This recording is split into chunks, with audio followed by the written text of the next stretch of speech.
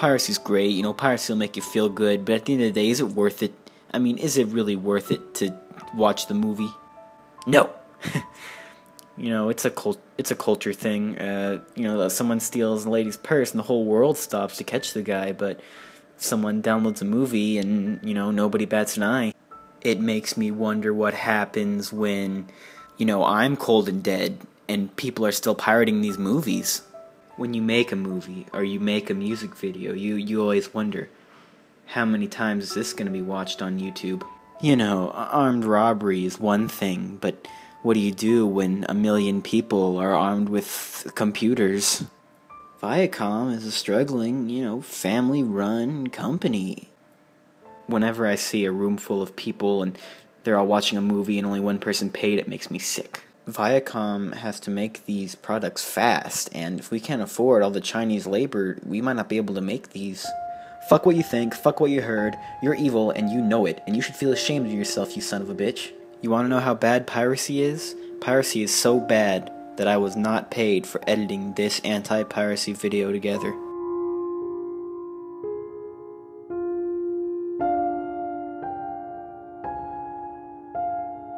I do sometimes wonder, if they weren't able to download the movie, would they buy it instead? And then that makes me wonder how Viacom decides when it's time to fire my key grip. Truth be told, we have no idea how much money Viacom loses to piracy. It could be anywhere between $5 billion to $5. There is a direct correlation between child hunger and piracy.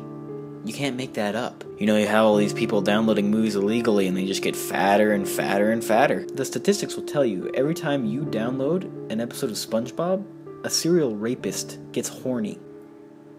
7 Chinese children died to make this toy, and the fact that they're stealing it and making it their own product and selling it, it is despicable. Viacom works in mysterious ways. Sure, you can't question this kind of stuff. It doesn't mean they're immoral.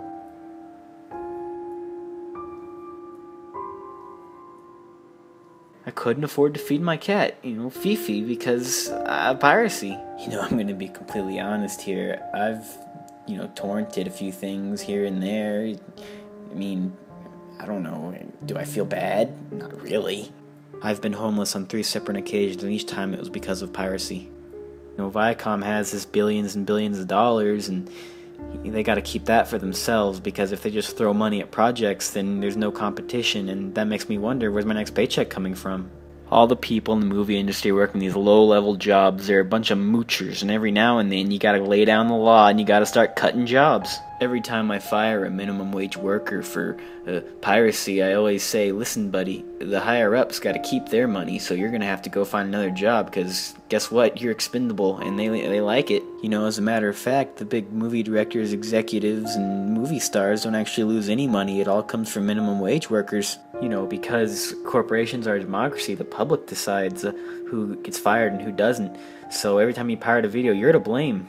You know, the way things are, Viacom just sort of partnered with all the creative people and, you know, said, here, you give us a percentage of the money you earn and we'll get you your publicity out there, and therefore they deserve the billions of dollars they keep. Working for Viacom, of course, makes me feel like scum, but, you know, what can you do whenever you want to be in the film industry and all you got is Viacom?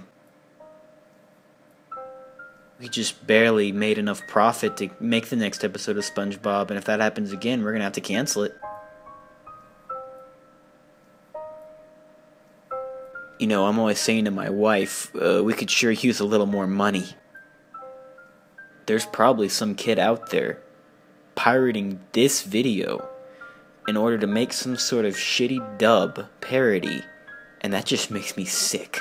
Hear me out here, but the CEO of Viacom has a pretty fat paycheck at the end of the week. I find myself asking, where is Viacom? You know, people always talk about big business, but they've never really been in the hands of one, so, you know, I'm just wondering, where's all this money going? Generally what we do is just asking nicely, asking nicely, asking nicely. And Viacom just doesn't help. They usually send some kind of letter. We need some help. And I don't know how we're going to get it.